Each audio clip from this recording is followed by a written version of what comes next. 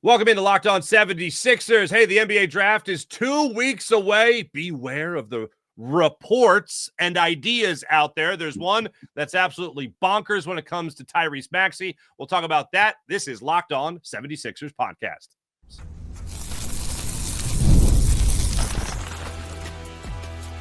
You are Locked On 76ers, your daily Philadelphia 76ers podcast, part of the Locked On Podcast Network. Your team every day. And this is Locked On 76ers podcast. Keith Pompey, Marc Farzetta with you. Thanks for making Locked On 76ers your first listen every day, part of the Locked On Podcast Network, your team every day. This particular episode is brought to you by the Gametime app. Download the Gametime app, create an account, use promo code Locked On NBA for $20 off your first purchase. Keith, I'm going to start off the beaten path here, and I'm just going to ask you this question. Have you seen the 1980s hit classic rom-com When Harry Met Sally? Have you seen that movie? Nah. Nah, I mean, you know what? I heard about it, but no, I don't think Nah, 1980. Nah, I didn't see it. I want to say it was like 89 or 90. It came out in the 80s. Oh. Anyway, Billy Crystal, Meg Ryan. Honestly, one of my favorite all-time movies. To me, it's more of a comedy than a rom-com, but whatever. Some other people see it as more of a whatever. There's a line in that movie with Billy Crystal that he says, what are we going to do? He says something he shouldn't have said. And he goes, and then Meg Ryan's character goes, well, it's already out there. You can't take it back. And he goes, no, call the cops. It's already out there. Whenever I see a headline like this that involves a trade of Tyrese Maxey, as well as Quentin Grimes is not even re-signed yet, as well as 2 first-round picks that the Sixers would give the Phoenix Suns in this bonkers trade, I always go, oh, no, we got to talk about it. It's already out there. And there it is. It's out there. Keith, I know the draft is later this month, almost about a little more than 2 weeks away from the NBA draft. I know this is the time of year that all the lists come out, all the trade proposals come out. It's our job to say whether or not it's bonkers or whether or not it holds any water. For me, Keith, this holds no water. It is a barren wasteland of a trade idea. But what do you make of the potential of trading Tyrese Maxey, Quentin Grimes, 2 firsts to the Phoenix Suns for Devin Booker? Yeah, and I'm glad you stressed, you let people know it's a trade idea. Someone who came up with their own idea. You know, I wouldn't do it. And the reason being is because I understand that Devin Booker is, you know, a multi-time All-NBA player. He is, even though they have Kevin Durant in Phoenix, he is the face of the franchise. But you're giving up too much. And first of all, if I'm Phoenix, I don't know if I want to trade Devin Booker. I mean, I've been trying to get rid of Bradley Beal for like last year. Kevin Durant is probably going to get moved. And the reason why you want to get rid of those two is because, hey, you want to build around Devin Booker. Now, if you're the 76ers, you're talking about you're giving up a young up-and-coming player in Tyrese Maxey. Is Tyrese Maxey on Devin Booker's level right now? He's not, right? But again, he's the face of the Sixers. And then you're going to give up Quentin Grimes. So with that being said, you're giving up 2 players for one, and you're giving up your assets that you could basically use to get a player to go alongside Tyrese. No, I wouldn't do it. I don't think it's a good deal because at the end of the day, you still have Paul George and you still have Joel Embiid, you know, 2 guys that, you know, at least one guy that you were willing to get rid of, you assume, in Paul George, but you can't. So, you know, I don't think don't get me wrong. It's good to put it out there. It's going to get a lot of clicks. Heck, we're talking about it, but at the end of the day, I don't know if I'm getting rid of Quentin Grimes, who showed that he could be better than what he's shown in his previous stops, right? With the Dallas Mavericks, Detroit, the New York Knicks. I don't know if I'm ready to get rid of him and Tyrese Maxey, who's about to be the face of the 76ers franchise. I don't know about that. Yeah, the other thing about it is Daryl Morey, 2 things that I wish weren't as surprising to the Sixers last year going into the season and at the end of 2 seasons ago when they got bounced out by the Knicks. Two things that I wish weren't such a surprise. One is something we've dissected a lot, and that's Jared McCain, that the Sixers thought, oh, we have a G League player, up and down type of guy. He's got to develop and all that. And then he turned out to be, through 23 games, the rookie of the year, but before the injury.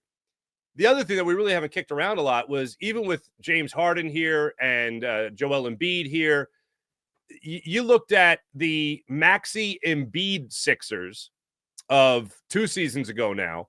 And after that year, Daryl Morey said, I feel like we did learn something this year. I think we learned that Tyrese Maxey can be that number 2 scorer on a franchise, be that second in command type guy to help lead an offense along with, at the time, we're still saying the same thing, hopefully a healthy Joel Embiid. But I wish that wasn't a surprise to the Sixers. Like, all Maxey has done is taken these big steps forward throughout his NBA career whenever called upon to do so for his team. So this year, as we discussed in the past, this year, I see no difference. Why not another step forward when you talk about, as you've established before, working on his passing game, working on his court vision, making sure he's getting his teammates involved, and not being more of someone that's just depending on himself to be a scorer. Exactly, and depending on himself to be a scorer. I mean, yeah, he has to take that leap. But here's something else that I want to bring up, Mark. Like, so when we talk about Quentin Grimes, he's a restricted free agent, right? Yeah. A restricted free agent who is trying to get the bag. Like, he's trying to break the bank. So you're not going to hurry up and say, okay, the Sixers are going to make me an offer. Let me hurry up and sign this so I can get traded, right? Now, what you're trying to do is you're trying to see what's out there in the market. You're going to let other people determine it and see if the Sixers are willing to match it, right? Mm-hmm. So, you know what I mean? Like, if it was one of those things where he was already on the contract and you just say, okay, whatever we do, what we got to do. But this guy is trying to get paid, so it's not going to work out. And you are correct. And, like, here's the thing. If I'm Maxey, we look at that team right now, and you take Kevin Durant off of that team and you have Bradley Beal. Is that a way better situation than the 76ers? I don't think so. Like, I just don't. Like, I don't. So, I could see him getting a little, I'm not going to say frustrated, but at the same time, it's like, yo, I'm out here. What's going on? Like, what are we doing? What are we doing? It's just him and Quentin Grimes. And then next thing you know, they're probably going to try to move them in a couple of years the way that they've been going. So, Maxey still has to emerge. And right now, like you said, he's good at, like, he's emerging to a first option. But you look at Devin Booker, who's already proven that he can be a number 1. Now, he came in there and he got these other guys with him, and it's not really working out. But he's proven that. Maxey has yet to prove that. Great player, but at the same time, it comes over time before you to develop all that.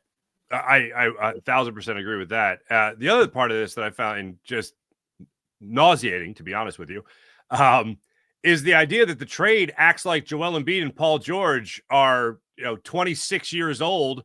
They're in their absolute prime and they have no health concerns whatsoever. It's like it acts as if this trade puts the Sixers back over the hump and it all but guarantees them a NBA Finals appearance if they just pull the trigger on this deal. But it's not the reality.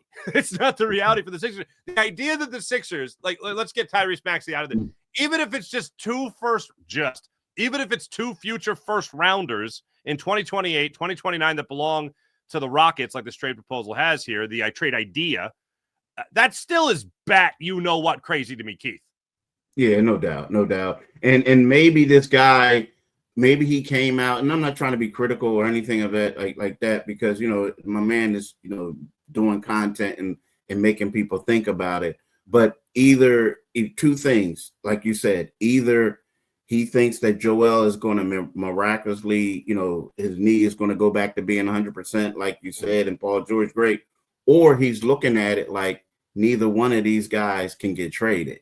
So if that's the case, it's not going to save the franchise either way. It's just, I get it. It's something that, like I keep saying, we're talking about it, but I do not see it happening right now. And if I'm the 76ers, I'm holding on to those first round picks, because you don't know, the Clippers are getting older, 28, 29. They could be prime picks. Now, I don't know if they'll be lottery picks, but they could be mid first round picks. So if I'm the 76ers, I'm holding on that until I can get, someone else. I don't know. I think right now going out and getting Devin Booker is kind of sort of like panic mode. You know what I mean? Right now, let me get this guy. We're going to panic. Devin Booker right now is 29 years old. Tyrese Maxey is 24. Quentin Grimes is 24 or 25. So he's an older player. Right now, he's in his prime. They're kind of sort of like they're in their prime too, but at the same time, they got a couple more years to stay in there. So, I don't know. It just seems like desperation. And look, at it. He's making 53.1 this year. He's making 57. I'm talking about this year being 2024. 25, 26, 53.1, 26, 27. He's making 57. And then 27, 28, he's making 61. So you add that on top of what Joel Embiid is making, on top of what Paul George is making, the roster is only going to be worse. You're not going to have anybody. So, good luck with all that. Good luck. And again, I feel like these kinds of stories, because it's still a story, but I feel like these kinds of stories always get misconstrued and they get advertised as reports. This, again, is just an idea. It was one of the things that came up in my algo when I was looking at Sixers stuff. And I just went at this and I go, this is the type of thing that like fools my mom. Like she'll be like, did you hear the Sixers are trading Tyrese Maxey? I'm like, they're not trading Tyrese Maxey. Let me see the story you're reading. Okay. Yeah, no, that's not happening. So I just wanted to make sure that we addressed it on the show. Now, Shams Charania is also talking a lot about the New York Knicks. Keith, when we come back, I want to ask you a question. Who the hell do the Knicks think they are with these coaching requests? We're going to get to that when we come back. This is Locked On 76ers podcast.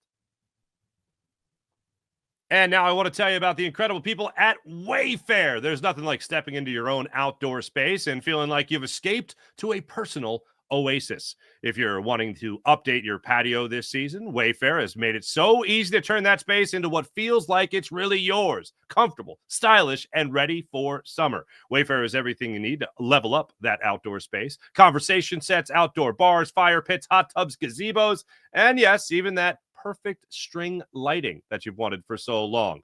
Delivery was fast, free. Oh, it's fantastic. And how about this? Not just free, but hassle-free as well, even with the larger items. Now, whether I'm hosting friends, family, whatever the case might be, or just unwinding after a show, it's just genuinely feeling fantastic in my backyard thanks to Wayfair. Don't wait, by the way. Make your outdoor space your dream oasis today with Wayfair and enjoy it all summer long. Head to wayfair.com right now to shop huge outdoor selection. That's Wayfair, WAYFAIR.com. Wayfair, every style, every home. I really think that the Knicks have a pretty damn good roster. I mean, we're talking about a team that was obviously competing up until the Eastern Conference Finals, where they laid an egg, unfortunately. Not as bad as what the Sixers did against them a couple years ago, but still pretty bad. It's a really good roster. A lot of coaches would want to coach the roster. It's the number one market in the United States. But to reach out to Ime Udoka and to think, as Shams Charania put it out there, think that he would leave the Houston Rockets after the unfortunate situation with the Boston Celtics and come back up here to the East Coast, the Northeast corner of the United States, and abandon a team that gave him another chance to be a head coach.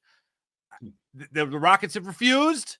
They've also asked the Timberwolves for permission to talk to their coach. Like, these are coaches that have rosters that are up and coming in the NBA, and the New York Knicks are just like, the hell with it. We're in New York. We can get anybody we want. That's not named Jay Wright, apparently. And they are asking for permission to speak to these head coaches that are already in coaching playoff teams. Yeah, and not only that apparently, we all know that they wanted Jason Kidd, and it just came out that, Dallas was like, nah, you don't have permission. So here's the thing. It sounds like foolish. It's what do they say? You never put the cart before the horse. Yeah. I think that's the saying. Well, they did that. So you get rid of a coach, but you don't really have any serious plan to replace him. Like, typically when you get rid of somebody of that stature, you have someone waiting in the wing. And right now it just seems like, okay, Ime's a good coach. Let's bring him here. Okay, let's go get Jason Kidd. Oh, Jay Wright. Oh, I know Jay Wright already told us that he's not trying to coach in the NBA, but let's go after him. Oh, the Minnesota Timberwolves coach. Yeah, like, dude, and you think about it, all of those situations, like you said, on paper are better. You look at Ime, he has young talent, this team that, yes, they lost in the second round, but at the same time, it was a nice learning experience for them. You look at the Dallas Mavericks, that was always mind-boggling to me, that where you got, I know Kyrie's hurt, but you also have Anthony Davis, AD, and then you have the first overall pick coming back, and you got a bunch of role players. Why would you leave that unless it's really messed up internally? Because that's what I was thinking. Is it really messed up that he needs to get out of there? But why would you leave that to go to New York when they fired a guy who basically made you relevant? And then the same thing with Minnesota. You have Anthony Edwards. You have all these other guys. Nah, it just seems like the Knicks, man, it's like, what were you guys thinking? It's like you just hit the panic button and you just fire the coach, and now you don't have any options, right? You don't. Now, to me, you better go all in for Mike Malone, or everybody's talking about maybe Mark Jackson, but those are the only two. Well, Mark Jackson might be the only guy that you could probably get right about now that is willing to take it, because it just seems like, as the kids say, the young ladies say, and I hate to say it, and look, pause, ain't nothing wrong with me, but it's a hot mess. It's a hot mess. It's a hot mess in New York. Now, hot mess. Next thing I know, you're going to be watching When Harry Met Sally, Keith. I feel like I don't even know you. But okay. You're a lot closer to this than I am. It always comes across my mind when you fire a head coach that has done well with an organization and really has had a good career. Tom Thibodeau has had a good career. If you're anyone else, if you're Ime Udoka, even if you're Jason Kidd, you're going, all right, hold on a second. The Knicks, historically speaking, have been a dumpster fire, more or less. They have not been the spot that everybody wants to go to. Tom Thibodeau made them, as you said, and it's a perfect word for it, relevant again. Took them to the Eastern Conference Finals, elevated that team, coach of the year, all that. If you're Jason Kidd or Ime Udoka, you got to be looking at that saying, hold on a second. That guy had that kind of success, and then they fired him? Like, what are they? Unless it's a big, fat paycheck compared to what I'm getting now, I'm not entertaining going to the New York Knicks. Forget about loyalty. There's just no business sense about the New York Knicks. And your best player just got done after being eliminated for the playoffs. Your best player just gave him a ringing endorsement. And as a franchise, you're just like, yeah, no, still not for us. See you later. That's it. If you're any other head coach, Keith, and you talk to these guys, that has to be a giant red flag to want to get involved in the Knicks organization. Exactly. I mean, that's a huge red flag. And in addition to that, there were other reports that came out that your best player, Jalen Brunson, his father, Rick Brunson, the dudes on the team, the players on the team don't like him. They say he's too messy. He's always involved in stuff. Now, again, when stuff come out, I don't know if it was confirmed or how legit it is or whatever, but he does have a major voice within that organization, in that locker room, or on the team. So to say, if you're a coach and you're Ime Udoka, you're in Houston, you're making $7 million a year, $7.5 million a year, in a place where, there's no state income tax and all this other things. Do you really want to go to New York where there's a lot of drama? And Ime is part of the reason why the Houston Rockets didn't bring James Harden back, because he didn't want any drama. So why are you going to go somewhere where it sounds like, it's drama plagued? Right now, you got Karl Anthony Towns situation where some guys were saying they were upset because he didn't want to play defense, the whole nine. No, you can't go in there and be a coach. Now, granted, if you don't have a job, any job is better than no job, right? Especially with an all-star, all-NBA point guard. But at the same time, if I'm in Houston and I got those young guys out there, nah, we're good. We're good. Life is good. Yeah. It baffles my mind. Now, from a Sixers perspective, they found something with Tibbs there that worked really well. And now they're getting in the way of themselves. So this kind of gives me Washington Commander vibes with Dan Snyder as their owner. It kind of gives me vibes of a franchise like Jerry Jones and with the Dallas Cowboys, where they can't help but get in the way. Oh no, we're having success now. Let's end it as quick as possible. So from a Sixers perspective, hey, if the Knicks want to, in a way, disrupt the flow that they've had going on for 5 seasons, building up to the moment that the moments that they had this year, by all means, please get in the way of your own flow, please and thank you. That's what I look at when it comes to the New York Knicks as it relates to the Philadelphia 76ers. When we come back, hey, look, I only bring this up, and I only want to ask you about it, Keith, because sometimes people can look at it as a negative. I say go make that money, young bull. Go do your thing. Tyrese Maxey's got a new business venture. We're going to talk about that when we return. This is Locked On 76ers podcast.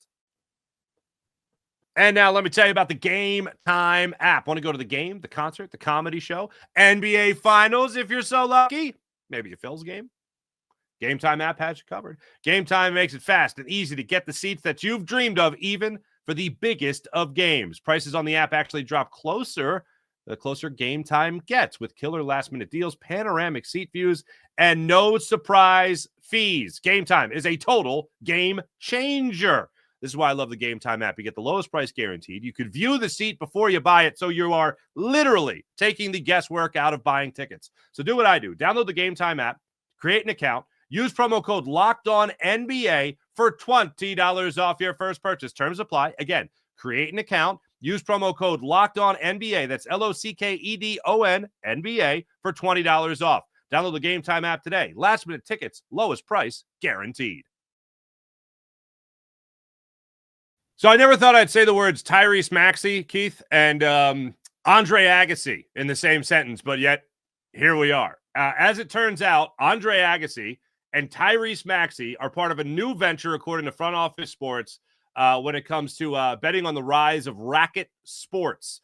They're going to open up a sports venue in Philadelphia that features pickleball, paddle, I don't know what paddle is, and squash courts, plus golf simulators and a putting green. Now you have my attention. That's going to be with Tyrese Maxey, Andre Agassi, some other ex-NBAers, some other ex-Sixers, and that's going to be their new investment. And yes, it is going to be in Philly. Now, by the way, it's going to be called Baller. That's going to be the name of this thing.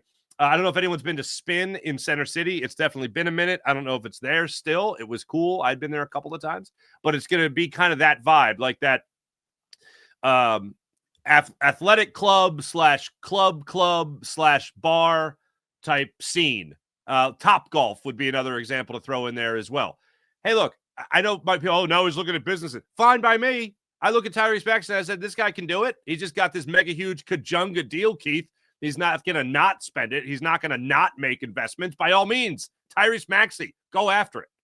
Oh, no doubt. And then also you said like former, ex-Sixers and ex-NBA players, and the people who are, how should I say it, the guys who are a part of this group are all guys who I feel like are very intelligent. They make great investments. They're great people. And, these are the type of people that if I'm him, I want to venture, get into a business venture with. One of them is Kyle Lowry, right? We all know Kyle. Kyle has a lot of great businesses going on. Another one is Danny Green.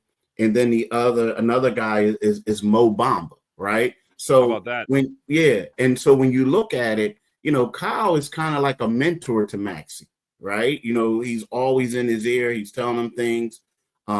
So to me, it's great because it's not like this is something that people in Philadelphia are going to really enjoy and love, right? They're going to love to come to this place, play games, play tennis, golf, do whatever you want to do.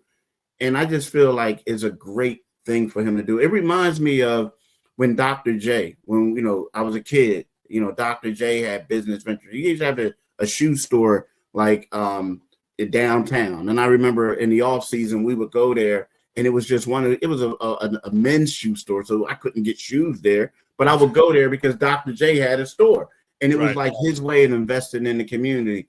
To me, I really like it, and I like the fact that he's partnered with Kyle Lowry, who has great business ventures. Danny Green, the same thing, a great business person. Mo Bamba, is from the area, going to Westtown High School. So to me, it's a win-win for Maxi. And it doesn't take anything away from basketball. It just, to me, it tells you how committed this guy is to Philadelphia and how committed he is to the youth of Philadelphia. So, yeah, I really am impressed by it. Look, we've talked about the maturity that we've seen from the guy on the court.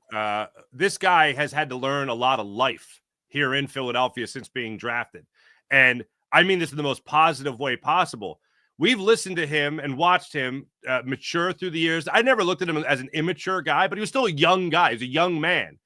Now he's coming into that role of being a leader on the 76ers, and now he's taking on more of a role of being a leader in the community. This is only going to sharpen his life skills. I mean, I can't imagine when I was 24, 25 years old making investments. Now, I never had access to the money he had access to, obviously, but it helps your mental maturity that you're making decisions like this. Like, you're taking more ownership. And I just hope that this adds to his way of thinking as a young man that is becoming a leader on this team. He's already a leader on this team, but becoming the leader on this team. He's going to need to take that next step forward. And I loved how you referenced this. I think it was last week we got into it when we were talking about Tyrese Maxey taking that next leap forward. This is a guy that already in the locker room after that Miami game when everybody had the come to Jesus moment with everybody, he was the guy that said to Joel Embiid, one of the people closest to on the team, hey, man, you need to show up on time. Yeah. You can't miss team meetings. Like, you need to be here. I know you're not playing, but you need to be here. Like, that to me just shows, and this is just another example of it now away from the court, of him thinking of himself, because I think we've all been there. You got to go at some point. You got to flip the switch and go, wait, hold on. I'm not a kid anymore. I got to be making big boy decisions. I've gone through it in my life, Keith. I know you've probably gone through it in your life. Every guy's got to go through it. Everybody's got to go through it. Tyrese Maxey has gone through it. And I think this is just another example, though not on the court, but certainly within his own mind, of thinking of himself as the adult in the room. Exactly. And, thinking of himself as the adult in the room. And, the one thing about Tyrese Maxey, I know sometimes I write things and he gets a little upset with me, and ask me hey, what are you talking about? I'm short and stuff like that. But, so if he messes up, I got to be, sometimes you're critical of him. But to be honest with you, from afar, and he may not notice, but I always admired him. And the reason why I admire him is because, in the days of superstar players, elite players going to Mount Verde academies or for football players in this area, and nothing wrong with it, but they all want to play for the prep. And if they don't go to prep, they'll go to IMG Academy or somewhere like that, right? So here's a guy who was the number one player in the state of Texas. He was an All-American. He could have gone to Mount Verde Academy or to Apex Prep or somewhere and played Pacific Prep and played basketball there. This guy goes to South Garland High School, that high school in his neighborhood, like he's the valedictorian. And, a friend of mine on Instagram, I see him post something, and he posted, it was this weekend, where his son was playing in a rec league all-star game in Philly. And all of a sudden he takes a picture of Tyrese Maxey standing on a wall watching these high school kids play, cheering them on. Now, the thing is, to me, I love seeing that, because this guy is he wanted to stay with his friends in high school. He could have gone on and been a superstar at Mount Verde or anywhere else, but he stayed at South Garland High School. Then in addition to that, it's he's always visible in the community. And we all know it's easy to say, well, yeah, I play for the Sixers, but you're never giving back to the inner city. He's visible. You know what I mean? And it's not with the fanfare. And we might, I don't know if we talked about this before, he's going to have his Tyrese Maxey weekend, the friends and family weekend, where it's going to be a 3-day event. The first day with Tyrese Maxey is going to have a dinner. Then the second day, he's going to have a golf tournament, right? And the third day, he's going to have a camp that's free to kids from 7 to 12. So to me, it's like, I think in Philly, and we're lucky to have this guy. You know what I mean? Because I couldn't agree more. He gives a lot, man. He gives a lot. And it's funny because these are the things that we know about. There's a lot of things that Tyrese Maxey does, and he doesn't want anyone to know about it because it's from his heart. He just doesn't want to do it. And he does a lot of things that people just don't know. So we are very fortunate to have Tyrese Maxey in Philadelphia, in the Philadelphia surrounding areas.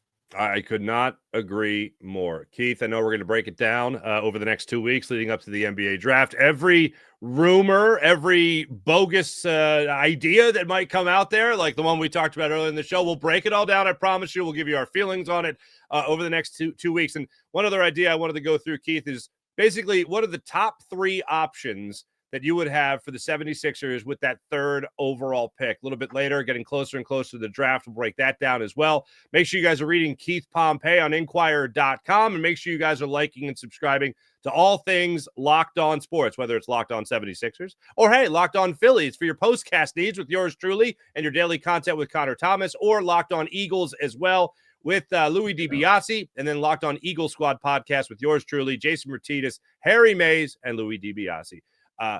Keith, always a pleasure, brother. Thank you so much for all your knowledge. We'll be back with you guys tomorrow with another edition of Locked On 76ers.